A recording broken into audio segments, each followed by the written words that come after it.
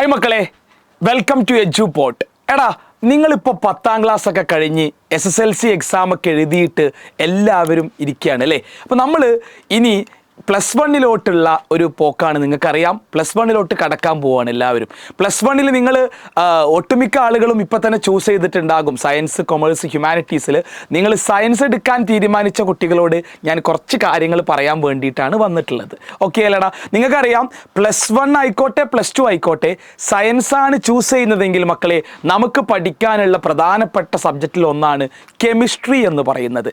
ആ കെമിസ്ട്രി എല്ലാ കുട്ടികൾക്കും, ഒട്ടുമിക്ക ആളുകൾക്കും കെമിസ്ട്രി ഇഷ്ടമായിരിക്കും. കെമിസ്ട്രി ഇഷ്ടമില്ലാത്ത കുട്ടികളൊക്കെ വളരെ കുറച്ചേ ഉണ്ടാവുള്ളൂ. എടാ, കെമിസ്ട്രിയിൽ നിങ്ങൾ +1 വരുമ്പോൾ 10ാം ക്ലാസ്സിൽ നിന്ന് നിങ്ങൾ +1 കടക്കുന്ന സമയത്ത് കെമിസ്ട്രിയിൽ എന്തൊക്കെ മാറ്റങ്ങളുണ്ട്, കെമിസ്ട്രിയിൽ വരുന്ന ചേഞ്ചുകൾ എന്തൊക്കെയാണ്, ചാപ്റ്റേഴ്സ് ഏതൊക്കെ നിങ്ങൾക്ക് +1 പഠിക്കാനുണ്ട് എന്നുള്ള കാര്യങ്ങളെക്കുറിച്ചൊക്കെ, +1 കെമിസ്ട്രിയിലെ കണ്ടന്റ് എന്തൊക്കെയാണ് എന്നുള്ളതിനെക്കുറിച്ച് അറിയാൻ വേണ്ടിയിട്ടാണ് മക്കളെ സാർ ഈ വീഡിയോ കൊണ്ട് വന്നിട്ടുള്ളത്. അപ്പോൾ ഈ വീഡിയോയിൽ പറയാൻ പോകുന്ന കാര്യം എന്താ, നിങ്ങൾക്ക് +1 കെമിസ്ട്രിയിൽ എങ്ങനെ നല്ല മാർക്ക് നേടാം, അല്ലെങ്കിൽ +1 കെമിസ്ട്രി എങ്ങനെ പഠിക്കണം, ഏതൊക്കെ ചാപ്റ്ററുകൾ വെയിറ്റേജ് കൂടുതലാണ്, എത്ര ചാപ്റ്റേഴ്സ് ഉണ്ട്, അത് എങ്ങനെ ഫോക്കസ് ചെയ്ത് പഠിക്കണം എന്നുള്ളതൊക്കെ മനസ്സിലാക്കാൻ വേണ്ടിയിട്ടാണ് മക്കളെ സാർ ഈ വീഡിയോ ചെയ്യുന്നത്. അപ്പോൾ എല്ലാ കുട്ടികളെയും ഒരിക്കൽ കൂടി എഡ്യൂപോട്ടിൻ്റെ +1 ക്ലാസ്സിലേക്ക് ഞാൻ സ്വാഗതം ചെയ്യാണ്. മക്കളെ, നമുക്ക് ജസ്റ്റ് ഒന്ന് സ്റ്റാർട്ട് ചെയ്യാം. നിങ്ങൾ പഠിച്ചോ, +1 കെമിസ്ട്രിയെക്കുറിച്ച് പറയുകയാണെങ്കിൽ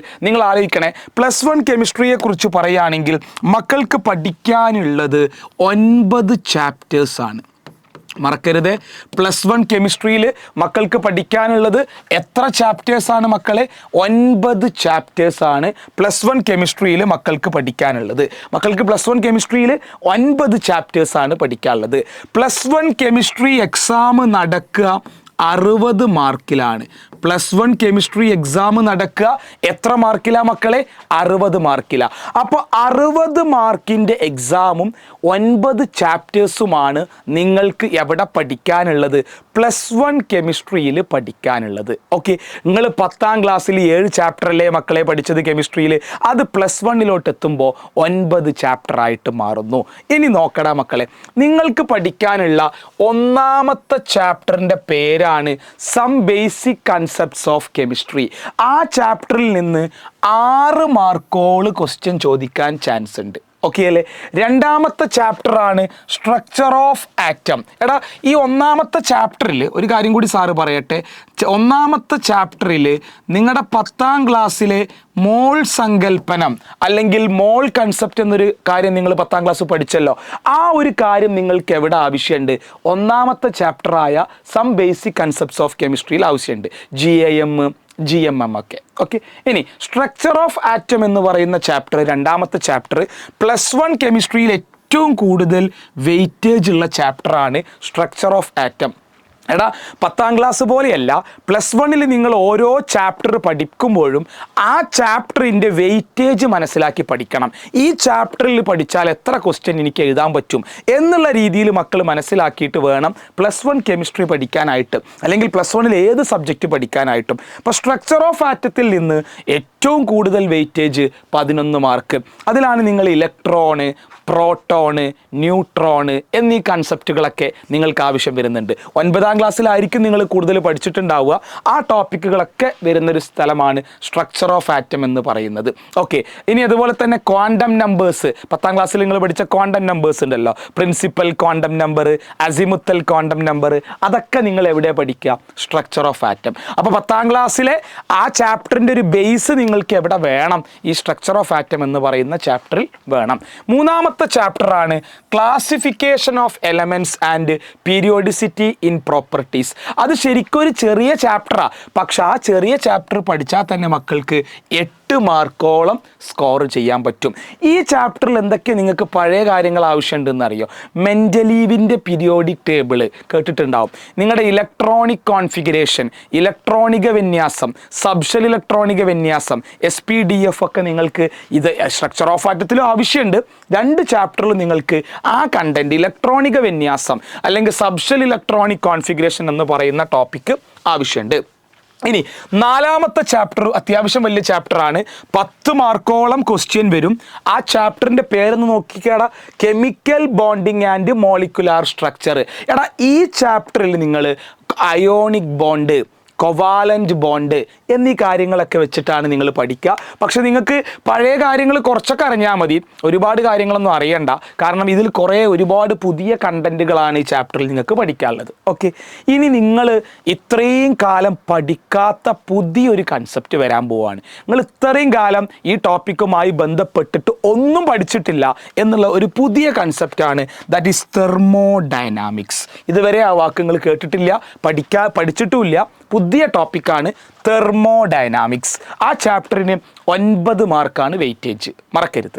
ഇനി ഇക്വിലിബ്രിയം, അത് നിങ്ങൾ 10ാം ക്ലാസ്സിൽ കുറച്ചൊക്കെ പഠിച്ചിട്ടുണ്ട്. എടാ ഫോർവേഡ് റിയാക്ഷൻ, ബാക്ക്വേർഡ് റിയാക്ഷൻ പഠിച്ചിട്ടുണ്ടാവും. പുരോപ്രവർത്തനവും പശ്ചാത് പ്രവർത്തനവും അല്ലേ, കേട്ടിട്ടുണ്ടാവും. ഇതൊക്കെ നിങ്ങൾ കേട്ടിട്ടുണ്ട്. അതുപോലെ തന്നെ ലേഷാറ്റ്ലിയർ പ്രിൻസിപ്പിൾ, ലേഷാറ്റ്ലിയർ തത്വം, ഇതൊക്കെ വരുന്ന ഒരു ഏരിയയാണ് മക്കളെ ഇക്വിലിബ്രിയം എന്ന് പറയുന്ന ചാപ്റ്റർ.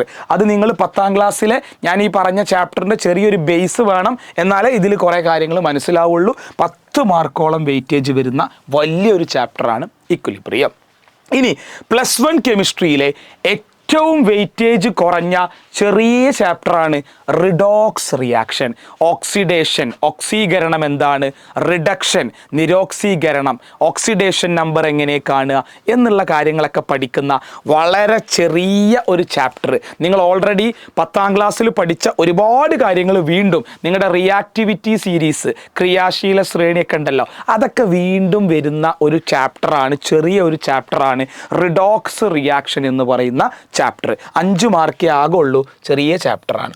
ഇനി മക്കളെ 8, 9 ചാപ്റ്ററുകൾ, ലാസ്റ്റുള്ള 8, 9 ചാപ്റ്റർ, ഇത് വളരെ ഇമ്പോർട്ടൻ്റാണ്. ലാസ്റ്റുള്ള 8, 9 ചാപ്റ്ററുകൾ, 7 ചാപ്റ്റർ വരെ നിങ്ങൾക്ക് ഈസി ആയിട്ട് പഠിക്കാം. ലാസ്റ്റുള്ള 2 ചാപ്റ്ററും പഠിക്കാം. പക്ഷേ ഈ 2 ചാപ്റ്ററും ലാസ്റ്റുള്ള 8, 9 ചാപ്റ്ററുകളാണ് മക്കളെ നിങ്ങളുടെ ഓർഗാനിക് കെമിസ്ട്രി വരുന്നത്. ഏത് കെമിസ്ട്രിയാ?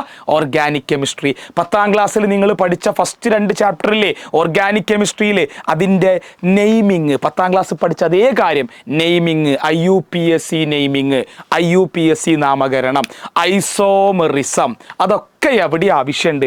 ഈ 2 ഓർഗാനിക് കെമിസ്ട്രിയുടെ ചാപ്റ്ററിൽ ആവശ്യമുണ്ട്. അതിൽ ഫസ്റ്റ് ഓർഗാനിക് കെമിസ്ട്രീൻ്റെ ചാപ്റ്ററിലാണ് നിങ്ങൾ നെയ്മിങ്ങും ഐസോമറിസ് ഒക്കെ പഠിക്കുക. രണ്ടാമത്തെ ഹൈഡ്രോ കാർബൺ എന്ന് പറയുന്ന ഈ ചാപ്റ്ററിൽ നിങ്ങൾ 3 ആൾക്കാരെ കുറിച്ചാണ് പഠിക്കുക. ആൽക്കെയിന്, ആൽക്കീന്, ആൽക്കൈന് ഓൾറെഡി നിങ്ങൾ പഠിച്ചതാ. ഓളുടെ റിയാക്ഷൻസ് ഒക്കെ പഠിക്കും. നിങ്ങളുടെ 10ാം ക്ലാസ്സിലെ 2ാമത്തെ ചാപ്റ്ററിൽ കുറേ റിയാക്ഷൻസ് പഠിച്ചിരുന്നു. അഡീഷൻ റിയാക്ഷൻ, സബ്സ്റ്റിറ്റ്യൂഷൻ റിയാക്ഷൻ, ഓർമ്മ ഉണ്ടാവും. ആ റിയാക്ഷൻസ് ഒക്കെ, ആ പ്രവർത്തനങ്ങളൊക്കെ വരുന്ന ചാപ്റ്ററാണ് ഹൈഡ്രോ കാർബൺസ്. അപ്പോൾ 2 ചാപ്റ്ററാണ് മക്കൾക്ക് +1 കെമിസ്ട്രിയിൽ ഓർഗാനിക് കെമിസ്ട്രി ആയിട്ട് പഠിക്കാനുള്ളൂ. പക്ഷേ ഈ 2 ചാപ്റ്ററിലും കൂടി പഠിച്ചാൽ നിങ്ങൾക്ക് ഏകദേശം 19 മാർക്കോളം സ്കോർ ചെയ്യാൻ പറ്റും. അപ്പോൾ അതും ഫോക്കസ് ചെയ്യണം. അപ്പോൾ ഇത്രയും കാര്യങ്ങളാണ് 9 ചാപ്റ്ററിൽ പെട്ടിട്ടുള്ളത്. അപ്പോൾ നിങ്ങൾക്കൊരു കാര്യം മനസ്സിലായി, 10ാം ക്ലാസ്സിൽ പഠിച്ച ഒരുപാട് കണ്ടൻറ്റ് എവിടെ വരുന്നുണ്ട്? +1 വരുന്നുണ്ട്. അപ്പോൾ അത് ബേസ് ചെയ്തിട്ട് തന്നെ നിങ്ങൾ മുന്നോട്ട് പോകണം. കെമിസ്ട്രി നിങ്ങൾക്ക് അടിപൊളിയായിട്ട് പഠിക്കാൻ നിങ്ങളുടെ കൂടെ ഞങ്ങൾ എജ്യൂപോർട്ട് ഉണ്ട്. നിങ്ങൾക്ക് സിമ്പിളാക്കി തരടാ, എല്ലാ ചാപ്റ്ററും അടിപൊളിയായിട്ട് നമുക്ക് പഠിക്കാം. അതിന് വേണ്ടിയിട്ട് മക്കളെ നമ്മുടെ പുതിയ ഒരു ബാച്ച്, സൂപ്പർ ബാച്ച് +1 സ്റ്റാർട്ട് ആവുന്നുണ്ട്. നിങ്ങൾക്ക് വിഷു കൈനീട്ടം എന്നുള്ള നിലയിൽ നമ്മൾ തരുന്ന കാര്യം എന്താണെന്ന് അറിയോ? മാത്സ് ഇംഗ്ലീഷിൻ്റെ ഫൗണ്ടേഷൻ, അത് 999 ആണ് ആ കോഴ്സിൻ്റെ റേറ്റ്. അത് നിങ്ങൾക്ക് ഫ്രീ ആയിട്ട് തരാൻ പോവുക. അപ്പോൾ നിങ്ങൾ അടുത്ത സ്റ്റാർട്ട് ചെയ്യുന്ന April 21 സ്റ്റാർട്ട് ചെയ്യുന്ന എജ്യൂപോർട്ടിൻ്റെ സൂപ്പർ ബാച്ചിലോട്ട് ഇനിയും അഡ്മിഷൻ എടുക്കാത്ത കുട്ടികളാണെങ്കിൽ താഴെ കാണുന്ന ലിങ്കിൽ ക്ലിക്ക് ചെയ്തിട്ട് അഡ്മിഷൻ ഇപ്പം തന്നെ ഉറപ്പിക്കുക മക്കളെ.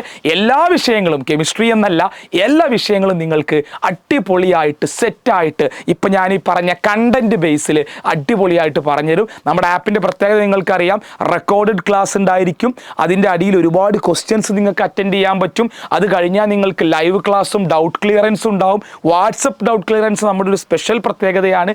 അത് മാത്രമല്ല മക്കളെ, നിങ്ങൾക്ക് അത് കഴിഞ്ഞാൽ ഒരു എക്സാം ഉണ്ടാവും. അപ്പോൾ നിങ്ങൾക്ക് എല്ലാ കാര്യങ്ങളും ആപ്പിൽ ഈ ഒരൊറ്റ ബാച്ചിലൂടെ കംപ്ലീറ്റ് പഠിക്കാൻ പറ്റുമെന്നുള്ളതാണ് മക്കളെ. അപ്പോൾ മാക്സിമം എല്ലാവരും അഡ്മിഷൻ എടുക്കാൻ നോക്കുക. കൂട്ടുകാരിലേക്ക് മാക്സിമം ഈ വീഡിയോ ഷെയർ ചെയ്യുക. എല്ലാവരും അഡ്മിഷൻ എടുക്കാൻ പറ്റാത്ത കുട്ടികളൊക്കെ ഒരുപാടുണ്ടാവും, അവരൊക്കെ അഡ്മിഷൻ എടുക്കുക എന്നുള്ളതാണ്. അപ്പോൾ മക്കളെ നിങ്ങൾ നമ്മുടെ കൂടെ നിൽക്കണം. നമുക്ക് അടിപൊളിയായിട്ട് +1 പഠിച്ച് സെറ്റാക്കാം.